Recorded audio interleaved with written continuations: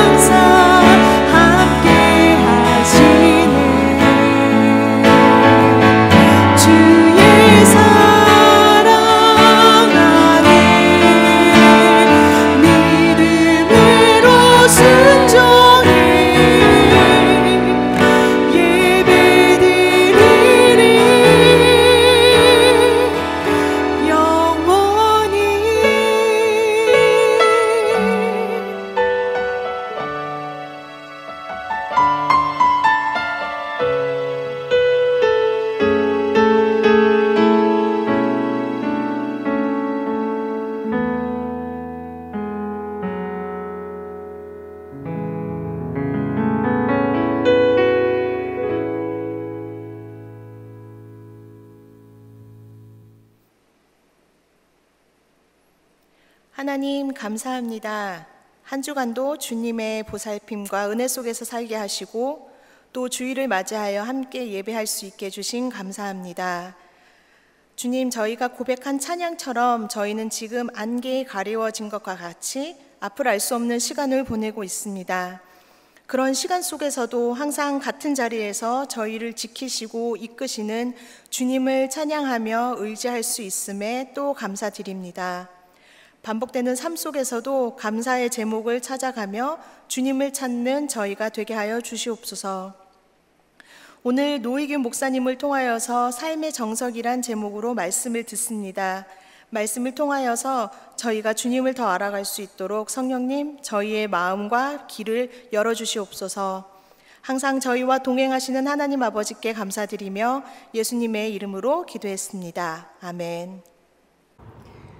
오늘 하나님께서 주신 말씀은 골로새서 2장 17절에서부터 23절 말씀입니다. 이것들은 장래일의 그림자이나 몸은 그리스도의 것이니라. 아무도 꾸며낸 겸손과 천사 숭배를 이유로 너희를 정죄하지 못하게 하라. 그가 그 본 것에 의지하여 그 육신의 생각을 따라 헛되이 과장하고 머리를 붙들지 아니하는지라. 온 몸이 머리로 말미암아 마디와 힘줄로 공급함을 받고 연합하여 하나님이 자라게 하심으로 자라느니라. 너희가 세상의 초등학문에서 그리스도와 함께 죽었거든 어찌하여 세상에 사는 것과 같이 규례에 순종하느냐. 곧 붙잡지도 말고 맛보지도 말고 만지지도 말라 하는 것이니 이 모든 것은 한때 쓰이고는 없어지리라. 사람의 명령과 가르침을 따르느냐. 이런 것들은 자의적 숭배와 겸손과 몸을 괴롭게 하는 데는 지혜 있는 모양이나 오직 육체를 따르는 것을 금하는 데는 조금도 유익이 없느니라. 아멘. 오늘 하나님의 말씀은 골로새서 2장 17절부터 23절의 말씀으로 삶의 정석이라는 주제로 하나님의 말씀을 함께 배우며 나누기를 원합니다. 제가 중학교 때요, 학생들이라면 한 번쯤 이 수학을 공부할 때 이 책을 사용하였으리라 생각이 됩니다. 그 책의 제목은요, 수학의 정석이라는 책입니다. 저도 개인적으로 이 수학 과외를 받을 때 이 책을 사용을 하였고, 또 학원을 다녀도 이 책을 중심으로 해서 공부를 한 그런 기억이 납니다. 제가 대학교 2학년 때요, 교회의 한 집사님께서 부탁을 하셔서 초등학교 5학년 학생을 제가 elementary 학생이죠. 초등학교 5학년 학생을 제가 수학 과외를 한 기억이 납니다. 그 당시에요, 그 학생을 이렇게 제가 보았더니 중학교에 들어갈 만한 그는 아직 수학 실력은 되지 않는 것 같아요. 그래서 6개월밖에 이제 중학생이 될 시간이 이제 얼마 남지 않아서 한 6개월 정도 남았던 걸로 기억합니다. 그래서 이 학생의 수학 실력을 이렇게 끌어올려야 되는 그런 상황이었어요. 그래서 저도 나름대로 노력을 많이 한다고 하긴 하였지요. 그 학생에게 이제 제가 그 기본적인 이론을 가리키고, 그 다음에 제가 문제 푸는 법을 가르쳐주고, 또 그 학생이 문제 푸는 것을 한번 도와주고, 그리고 응용 문제를 풀고 하는 그런 반복적인 그 패턴을 해서 그 학생이 나중에는 수학 시험을 보아도 A를 맞고, 또 학교 숙제에도 A를 받은 그런 기억이 납니다. 물론 원래 한 2시간 정도 이렇게 수업을 이렇게 튜러링을 일주일에 2번 하기로 했는데, 하다 보면 시간이 자꾸 이렇게 더 많이 되는 것을 볼 수가 있었어요. 2시간인데 뭐 3시간 한다든지 뭐 그랬습니다. 그래서 부모님이 상당히 좋아하신 그 기억이 납니다. 근데 제가 이렇게 보면요, 제가 뭐 잘 가르쳐서 그런 게 아니라 저도 이제 그 나이 또래에 그 수학 문제를 풀면서 무엇이 문제점이 무엇인지를 제가 알았기 때문에 좀 더 쉽게 그 학생에게 가르쳐 줄 수 있었다고 생각이 됩니다. 또한 제가 중학교 때 공부한 그 수학의 정석이라는 책이 많이 도움이 된 것 같아요. 지금이야 뭐 좋은 교재가 많이 나왔겠죠. 그리고 온라인으로도 저희가 많은 그 좋은 선생님들의 그런 수업을 또 들을 수가 하기 때문에 지금과의 그 방법은 많이 달라졌을 것입니다. 하지만 중요한 것은요, 수학의 기본은 바뀌지 않는다는 것이죠. 전에 뉴스를 보았는데요, 싱가포르에 한국의 모 기업이 입찰을 따낸 그런 뉴스가 나왔습니다. 싱가포르의 메리나 베이즈 샌드라는 회사 그 호텔을 짓게 되었는데 9천억의 그 입찰이었다고 합니다. 근데 그 건물을 짓는데 문제점이 두 가지가 있었는데, 첫째는 이 시간을 단축하는 문제고, 다른 한 가지 문제는요, 이 호텔이 52도 정도 기울어져 있고, 그리고 맨 그 꼭대기 그 상부층에는요, 이 배 모양처럼 해서 그 다른 시설들을 거기에 구비를 하여야 하였다고 합니다. 그래서 에펠탑의 320m보다 20m가 더 높은 340m의 높이로 이 호텔을 지어야 했고요. 그래서 여러모로 기술적인 부분이나 이런 많은 부분이 충족이 되어야 하였다고 합니다. 여러분, 나중에 결혼을 하셔서, 우리 청년부 학생들이 나중에 결혼을 하셔서 신혼여행을 갈 기회가 있다거나 나중에 여행을 갈 기회가 있으면 이 싱가포르의 메리나 베이즈 그 샌드라는 호텔에 한번 가보면 좋을 것 같다는 생각입니다. 이처럼 건축에도요, 기술이 필요하지요. 근데 기술보다 더 중요한 것이 있습니다. 특히 큰 건물, 그리고 높은 건물을 지으면 지을수록 더 조심해야 하고 더 심혈을 기울여야 할 것이 있는데, 그것은 바로 기초공사입니다. 그리고 그 기초공사와 모든 그 공사의 그 건축의 모든 것을 이 정석대로 하여야 한다는 것입니다. 설계 도면에 나온 대로, 그리고 안전에 관한 그런 법률까지도 다 고려를 하여서 정석으로 이 빌딩을 지어야 한다는 것이죠. 1995년 6월 29일에요. 서울 서초구에 삼풍백화점이라는 건물이 있었습니다. 그런데 이 건물이요, 붕괴가 됐어요. 그래서 500명 정도의, 정확히는 502명이라고 합니다. 502명의 사상자를 낸 한국의 그 역사상 아주 가장 그 참담한 그런 역사였다고 합니다. 그런 사건이었다고 합니다. 이 공사를 한 시공 측은요, 처음에는 백화점을 짓기 위해서 시작을 한 것이 아니라 그냥 일반 상가를 짓기 위해서 이 공사를 시작했는데, 하다가 이제 백화점을 지어버린 거예요. 근데 그것이 좀 아이러니한 게, 우리가 빌딩을 지을 때는 용도를 신청을 합니다. 어떠한 목적으로 이 빌딩을 짓고, 그리고 설계 도면을 내서 어프로브를 받아야 되죠, 그 시청에. 근데 이분들은 이것을 거의 무시하고 그 상가 건물 짓는데 백화점을 짓는 도중에 용도 변경을 신청을 한 것입니다. 여러분, 그 상식적으로 보면요, 10층 건물을 짓는 그 설계 도면에, 그리고 그 안에 들어가는 그 자재나 이런 것이 단층이나 뭐 1, 2, 3층 짓는 그런 상가 건물과는 차원이 다른 여러 조건이 충족되었어야 하였을 것입니다.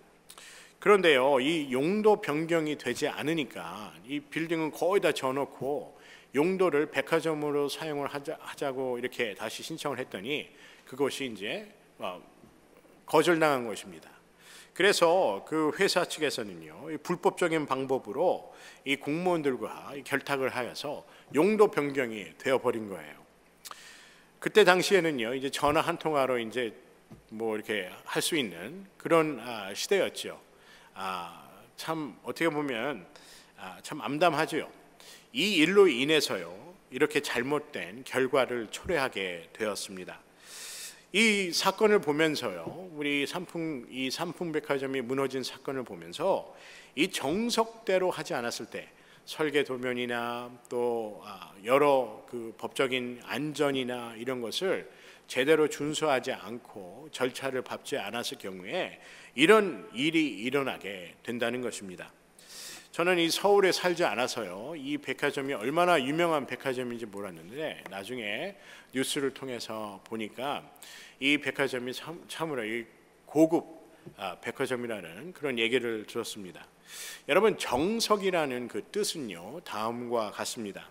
이 한자어로 보게 되면요, 정할 정자에 돌석자를 사용을 합니다. 이 바둑에서 주로 사용을 하는데요, 이 바둑에서는 역대의 명인 그리고 상수라고 하지요. 바둑을 진짜 잘 두는 그런 분들이 생각해낸 이 공격과 수비의 가장 좋은 방법을 이 정석이라고 한다고 합니다. 이 바둑으로 얘기를 한다면요, 이길 수 있는 방법이 바로 이 정석이라는 것이죠. 이 삶에도요, 정석이라는 것이 있습니다. 그래서 사람들은 이러한 정석을 찾기 위해 지혜를 구하기도 하고, 또 우리 우스갯소리로 그러지요. 계룡산에서 10년, 지리산에서 5년, 뭐 이렇게 삶의 이 정석, 방법을 찾기 위해서 여기저기를 찾아 헤매며 돌을 닦기도 한다는 그런 우스갯소리가 있습니다. 한마디로요, 이렇게 헤매고 다닌다는 것이죠. 골로새서 2장 18절의 말씀을 보면요, 골로새 교회에 퍼져 있던 거짓 교훈에 관해서 말씀을 하고 있습니다. 누구든지 일부러 겸손함과 천사 숭배함을 인하여 너희 상을 빼앗지 못하게 하라라고 성경은 말씀합니다. 골로새 교회가 이런 거짓 선지자들로 인해서요, 겪고 있는 그 문제점에 대해서 말씀하고 있습니다. 그들이 갖고 있던 문제점은요, 두 가지입니다. 첫째는 하나님 외에 천사를 숭배하였다는 것입니다. 그리고 두 번째는 이 거짓 선지자들이요, 이 겸손함을 가리켰는데 하나님에 대한 겸손함을 잘못 가리켰다는 것입니다. 이 거짓 선지자들이 하는 얘기는요, 어떻게 하나님같이 그렇게 높으신 분을 우리가 감히 경배할 수 있겠는가? 그래서 하나님을 경배하는 것이 아니라 하나님이 지으신 그 천사를 경배함으로 우리가 하나님을 경배할 수 있다. 그러므로 우리는 더욱더 이런 겸손한 모습을 하나님께 보이는 그러한 태도가 필요하다라고 얘기하였다는 것입니다. 다시 말하면요, 겸손하여서 우리가 겸손해야 되기 때문에 하나님을 섬기는 것은 불가능하다는 것이죠. 그렇기 때문에 하나님이 아닌 천사를 섬기는 것이 하나님에 대한 예의라라고 이렇게 가르쳤다는 것입니다. 그런데요, 성경은요, 뭐라고 말씀하시죠? 오직 하나님만 경배하라라고 말씀합니다. 여러분, 겸손은요, 나쁜 것이 아닙니다. 겸손은 상당히 우리 크리스천에게는 덕목과 같은 아주 중요한 것이지요. 하나님께 겸손한 것은 필요한 것입니다. 하지만 이 거짓 선지자들이 가리키는 그 겸손은요, 잘못된 겸손이라는 것입니다. 제가 우스갯소리로요, 저도 유튜브를 보면서 본 것인데, 이 한국에 보면 지역별로 다 이렇게 그 특성이 있잖아요. 이 사람의 이 말하는 말투나 또 그 문화나 이런 게 다 달라요. 근데 저도 저희 아버지께서 부모님께서 다 충청도에 이제 그쪽에서 태어나셨기 때문에 저도 그런 영향이 있는 것 같아요. 근데 충청도 분들이 이 말이 좀 느리다고 하기도 하는데, 충청도 분들이 또 한편으로는 속을 모른다라고도 해요. 그래서 그 유튜브를 이렇게 보니까 그 사람들끼리 이렇게 여러 얘기를 나누는데, 경상도 아내가 이 충청도 남편하고 결혼을 했는데 자기는 다시는 충청도 남편하고 결혼하고 싶지 않다는 거예요. 그래서 이유를 물어봤더니 그 속이 뭐가 있는지를 잘 모르겠다는 겁니다. 그래서 뒷목 잡고 쓰러질 정도라고 이렇게 얘기를 해요. 근데 충청도 분들이 상당히 과도하게 겸손하다고 그렇게 얘기를 합니다. 그래서 한 예를 듣는데, 어떤 그 충청도 분이 이제 돈을 많이 벌게 됐어요. 돈을 많이 벌었는데 이제 주변에 있는 사람들이 어떻게 그렇게 돈을 많이 벌었냐고, 아이고, 그렇게 물어보면 보통 사람들은 좋은 기회가 있어서 그렇게 됐습니다 라든지, 아니면 제가 밥 한 끼 살게요, 내가 돈도 많이 벌었는데 밥 한 끼 살게요. 이렇게 얘기를 하지요. 그러니까 충청도 분들은 어떻게 이렇게 돈을 많이 벌었어요? 돈을 그렇게 많이 버셨다면서요? 그러면은 이렇게 대답한다고 합니다. 밥은 먹고 살아요. 뭐 이렇게 대답을 한대요. 그러니까 과도한 겸손이라는 것이지요. 이 겸손이라는 것이요, 나쁜 게 아닙니다. 근데 겸손이 잘못된 하나님께 대한 이 잘못된 겸손은 잘못됐다는 것이죠.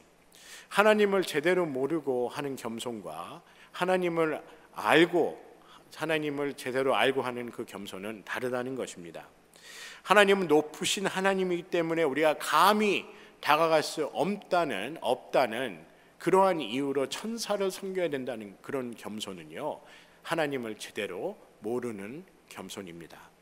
하나님께서 우리와 가까이 하시기 위해서 자신의 아들인 예수 그리스도를 이 땅에 보내시지 않았습니까? 우리 인간의 몸을 입고 이 땅에 오셨다는 것입니다. 그 정도로 우리와 가까이 하시기 원하시는 하나님이신데, 이 거짓 선지자들은요, 하나님은 너무나도 높으신 분이기 때문에 우리가 가까이 갈 수 없다고 그렇게 가르쳤다는 것입니다. 그래서 대안을 제시하지요. 우리가 하나님은 높으신 분이기 때문에 직접적으로 경배한다는 것이 교만이라 잘못된 것이라 가르쳤기 때문에 그들은 대안으로 천사를 섬기는 것이 마땅하다고 얘기한다는 것입니다. 여러분, 진리가 아닌 그 거짓은요, 그럴싸하게 보입니다. 맞는 얘기예요. 어떻게 우리가 감히 하나님, 이 우주를 창조하신 하나님을 어떻게 우리가 감히 직접적으로 경배할 수 있겠는가? 뭐 이렇게 얼핏 들으면 맞는 얘기 같지요. 하지만 성경이 말씀하시는 겸손은 이러한 겸손이 아니라는 것입니다. 그리고 하나님은 우리와 가까이 하기를 원하시는 그런 하나님이시라는 것이죠. 제가 대학원에 있을 때 우리 그 pastoral counseling이라는 그 과목을 듣게 되어 있습니다. 그래서 그 pastoral counseling이라는 게 이제 목회자가 이제 카운슬링하는 그러한 과목인데, 제가 기억에 남는 것은요, 하나님이 어떠한 존재냐라는 그 내용을 갖고 저희가 토론을 한 적이 있어요. 근데 교수님께서 하나님은 공기보다도 더 가까운 존재다라고 이렇게 말씀합니다. God is nearer than the air 라고 이렇게 얘기를 해요. 하나님은 우리가 숨쉬고 있는 이 공기, 우리의 피부에 밀착할 수 있는 이 공기보다 더 가깝다는 것입니다. 우리 하나님은요, 이처럼 우리가 가까이 하기를 원하신다는 것입니다. 이 거짓 선지자들은 대안을 이렇게 제시를 하지요. 하나님을 경배하는 것이 아닌 천사들을 숭배하는 것이라 이렇게 잘못된 가르침을 가르쳤다는 것입니다. 여러분, 성경 말씀인 이 진리와 또 구원을 주는 다른 대안들이 있습니까? 하나님을 섬기지 않는, 그리고 하나님을 경배하지 않고 우리의 삶이 풍족해질 수 있다는 다른 대안들이 있습니까? 18절의 말씀에 보면요, 성경에 저가 그 본 것을 의지하여 그 육체의 마음을 쫓아 헛되이 과장하고 라고 말씀합니다. 이 거짓은요, 항상 이렇게 과장합니다. 그리고 귀에 솔깃 들어오게 하죠. 이 모세가 하나님의 산에 올라갑니다. 하나님께서 모세를 통해서 출애굽을 하고 그들을 이제 하나님의 약속한 그 약속의 땅으로 인도하는 그 가운데 하나님께서 모세에게 십계명을 주기로 이렇게 마음을 먹으시고 모세를 산으로 부릅니다.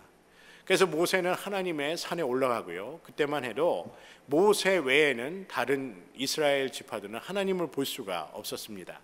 그래서 그들은 산 아래에 기다리고 있었죠. 모세가 내려와서 하나님의 메시지를 전해주기를 기다리고 있었습니다. 그런데 시간이 너무 많이 흐르게 된 거예요. 그러니까 이 산 아래에 있던 이스라엘 민족들이 참지 못하고 그들을 모세 대신에 그들과 함께 있던 아론에게 가서 이러한 요구를 하게 됩니다. 아론에게 요구한 것이 무엇이었지요? 우리를 위해서 신상을 만들게 하라라는 것입니다. 시간이 가도 모세가 하나님의 산에서 내려오지 않자 이런 대안을 이 아론에게 제시를 한 것이지요. 아론이 모세를 대신하여서요, 이스라엘 백성들의 얘기를 듣고 그들이 요구한 그 대안을 허락해 줍니다. 그들이 아론에게 나눈 대안은 바로 이것입니다. 하나님 대신에 금송아지를 만들어서 숭배하게 해달라는 것이지요. 출애굽기 32장 1절의 말씀에 보면요, 백성이 모세가 산에서 내려옴이 더딤을 보고 모여 아론에게 이르러 가로되 일어나라, 우리를 인도할 신을 우리를 위하여 만들라 라고 말씀합니다. 이 모세 곧 우리를 애굽 땅에서 인도하여 낸 사람은 어찌 되었는지 알지 못함이니라 라고 얘기하지요. 여러분, 그들의 잘못이 무엇이었을까요? 그들이 금송아지를 만들겠다고 한 그 내용을 아론에게 전하면서 이스라엘 민족들이 잘못한 것이 무엇이었을까요?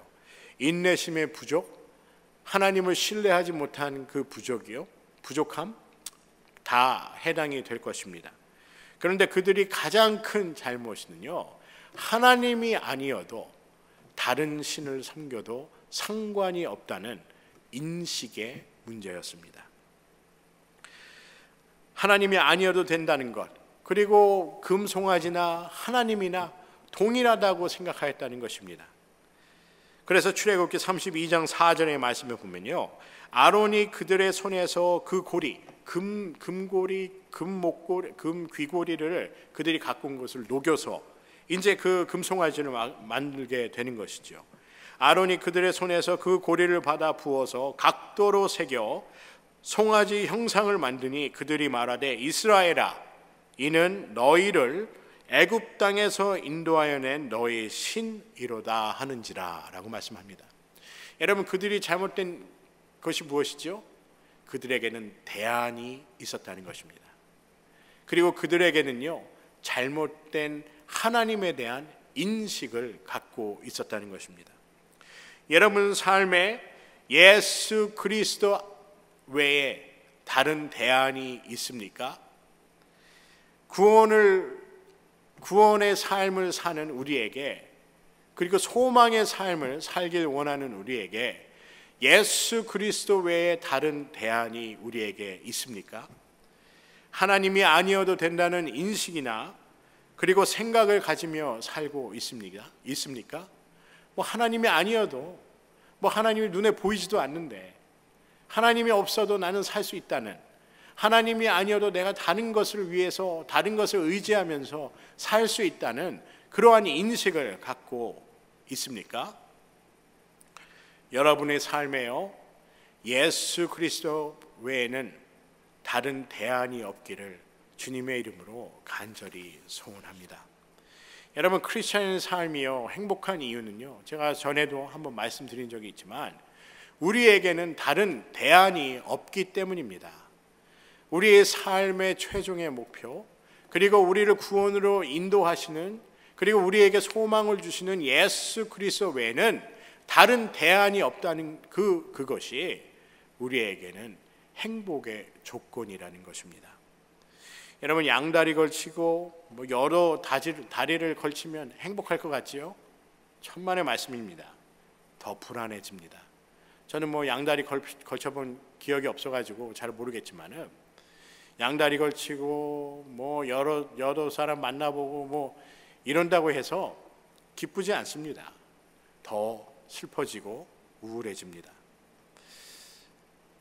골로새의 교회 성도들은 무엇에 노출이 되어 있었습니까?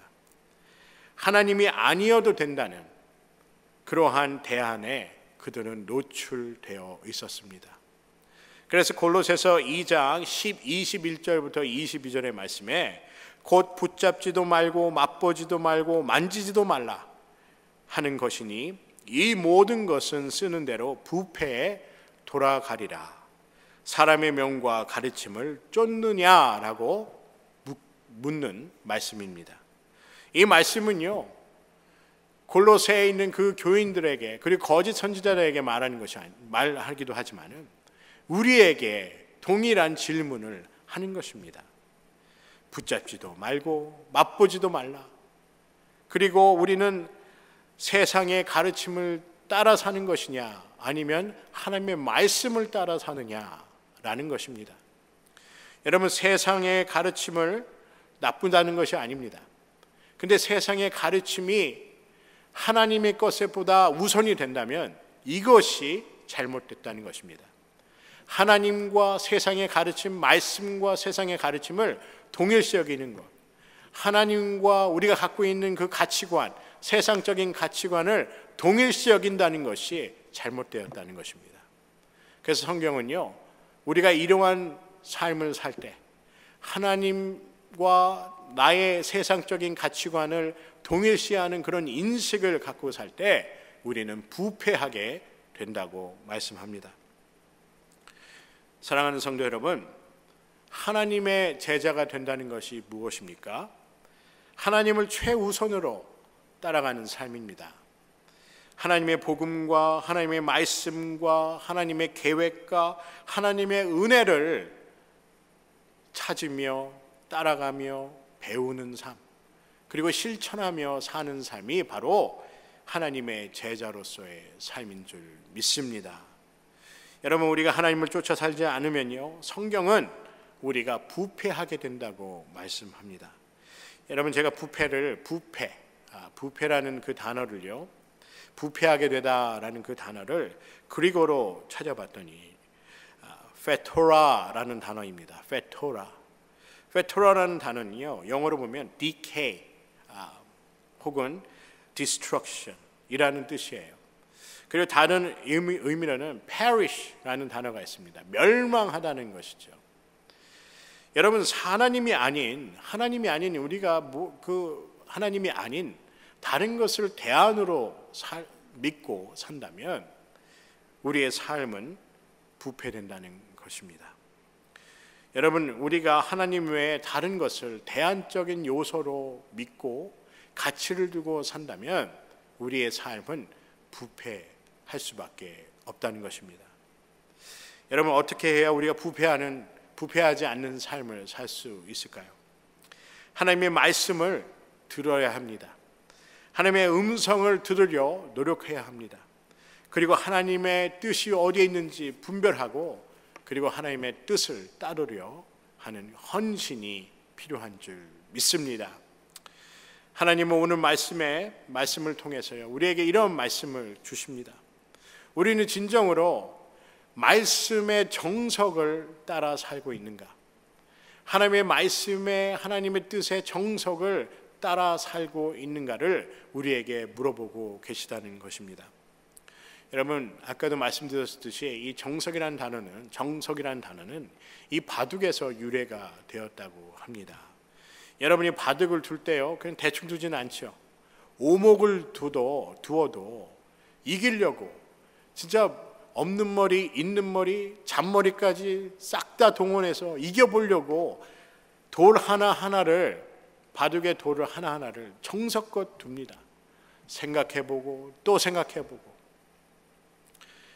여러분, 우리가 바둑을 둘 때도 이렇게 한 수 한 수 정성을 다해서 두지 않습니까? 우리의 삶은 어떻게 해야 하겠습니까? 우리의 삶도요, 정성을 다하고 신중을 다하여서 삶을 살아야 합니다. 여러분, 우리는 하나님을 믿는 하나님의 자녀입니다. 또 하나님을 따르는 자녀이지요. 우리의 삶이 한 발짝 한 발짝 나갈 때 진짜 하나님을 향한 정성을 다하고 하나님의 말씀 따라 살고자 하는 그런 정석의 삶을 살아가기를 주님의 이름으로 간절히 소원합니다. 우리가 하나님을 믿고 우리의 삶을 하나님께 의지하여 매 순간 우리가 살아갈 때 우리의 삶은 풍요롭고 행복하며 소망이 있는 삶을 사는 줄 믿습니다. 여러분과 제가 오늘 말씀을 통해서 골로새서 2장 17절부터 23절의 말씀을 보면서요, 앞으로 우리가 어떻게 살아야 하는가라는 그 질문에 대한 해답을 오늘 우리가 함께 보지 않았습니까? 사랑하는 성도 여러분, 우리는 세상의 가치관, 그것을 따라 사는 삶이 아니라 하나님의 가치관을 따라 사는 그러한 삶이 되어야 될 줄 믿습니다. 여러분, 우리 삶에 대안이 없다는 것은 축복입니다. 예수 그리스도 외에 다른 방법이 없다는 것, 이것이 축복이라는 것입니다. 사랑하는 성도 여러분, 하나님께서 우리와 가까이 하시기를 원하신다는 것, 우리가 묵상하면서 하나님을 따라가는 정석의 삶을 사시기를 주님의 이름으로 간절히 소원합니다. 기도하시겠습니다. 사랑의 하나님, 우리가 삶을 살면서 우리가 왜 하나님이 필요할까? 하나님이 아니어도 많은 방법들이 있는데 라는 생각을 하며 살 때가 있습니다. 하나님, 우리 삶에요, 예수 그리스도가 우리 삶에 오셔서, 예수 그리스도께서 우리 삶에 오셔서 우리를 인도하시는 그 방법과 그 길이 최고의 방법임을 우리는 고백합니다. 하나님, 이스라엘 백성처럼 또 초기 교회의 이 성도들처럼 이 거짓 선지자들의 그리고 거짓 선생들의 잘못된 그런 가르침으로 인해서 하나님과 그리고 다른 신들을 동일시 여기며 사는 그러한 삶이 아니라 오직 하나님만 바라보며 하나님만 구하며 하나님만 따라가는 그러한 삶이 되기를 주님의 이름으로 간절히 소원합니다. 하나님께서 우리의 삶을 인도해 주시고 우리가 부패한 그런 삶이 아니라 날마다 새 삶이, 새로운 생명의 삶이 있는 기쁨과 소망이 넘치는 예수 그리스도 안에서 살아가는 그러한 귀한 삶이 될 수 있도록 인도하여 주시옵소서. 감사드리오며 예수 이름 받들어 간절히 기도드리옵나이다. 아멘. 할렐루야. 오늘 주일 온라인 예배로 함께 하실 우리 사부 성도님들과 우리 청년부 지체 여러분 모두를 환영합니다. 여러분의 삶 속에 이렇게 어려운 시기이지만 이런 어려움이 우리에게 다시 기회가 되리라 저는 그렇게 믿으며 기도하고 있습니다. 제가 몇 가지 광고를 나누기를 원합니다.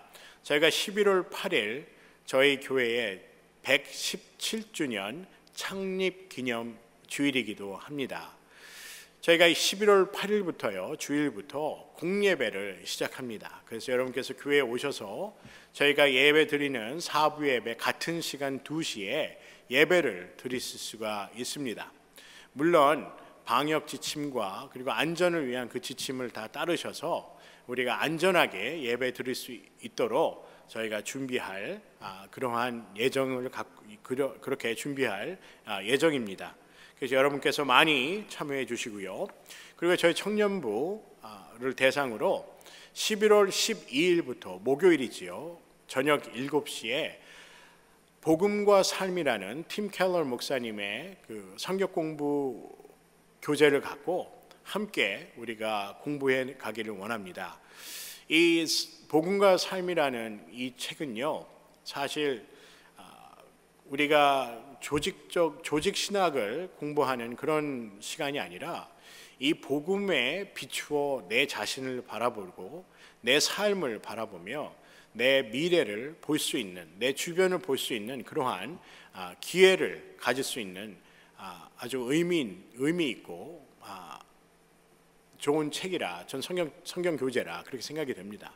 그래서 여러분이 11월 12일 날 그 성경 공부에 많이 참여해 주시고요.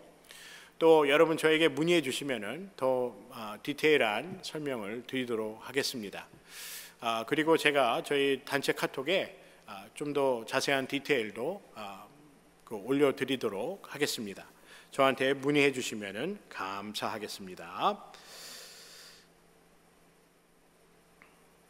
하나님 감사합니다. 오늘 예배를 통해서 진정으로 우리의 삶을 뒤돌아보며 또 앞으로 우리가 어떻게 살아야 할지 하나님의 말씀대로 우리가 정석대로 하나님이 말씀하신 그 정석대로 우리가 살아가기를 원합니다. 하나님께서 인도하여 주시고 또 우리를 축복하여 주셔서 우리의 날마다의 삶이 진정으로 하나님께 헌신되고 그리고 순종하는 삶이 될 수 있도록 주님 인도하여 주시옵소서. 하나님 앞에 귀한 예물을 주님께 올립니다. 하나님께서 이 예물에 축복하여 주시고 또한 이 예물을 통해서 우리 주변에 우리의 도움이 필요한 자들에게 아버지 도움을 주며 또 복음을 전할 수 있는 귀한 기회가 될 수 있도록 주님 허락하여 주시옵소서. 사랑의 하나님 감사합니다. 우리 사부 예배에 함께하여 주신 우리 성도님들 또 우리 청년부의 지체들 하나님 어디에 있든지 하나님께서 눈동자같이 지켜주시고 함께하여 주셔서 하나님께서 그들이 어디를 가든지 하나님께서 인도하여 주시며 하나님께서 그들의 삶에 복을 더하는 귀한 삶이 될 수 있도록 주님 축복하여 주시옵소서. 하나님 우리의 삶이 하나님을 바라보는 삶이 되기 원합니다. 그리고 하나님을 구하며 또 하나님의 인도하심을 따라 사는 귀한 삶이 될 수 있도록 주님 축복하여 주시옵소서. 감사드리오며 예수 이름 받들어 간절히 기도드리옵나이다. 아멘. 다 함께 설교 기억하시면서 찬양하시겠습니다.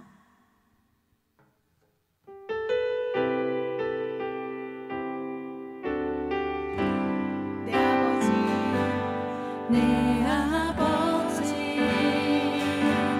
그 품 안에서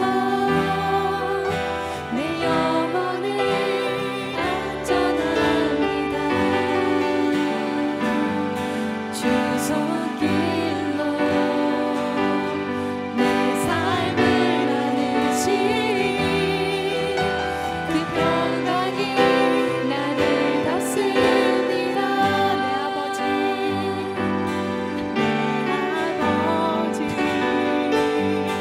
그 품 안에서 내 영혼은 안전합니다. 주 손길로 내 삶을 나누시니 그 평강이 나를 덮습니다. 나 비록 넘어지며 흔들리지만 주 내 안에 거하며 나를 붙드시니 내 생각을 주님께로 돌리고 주시는 평강을 오세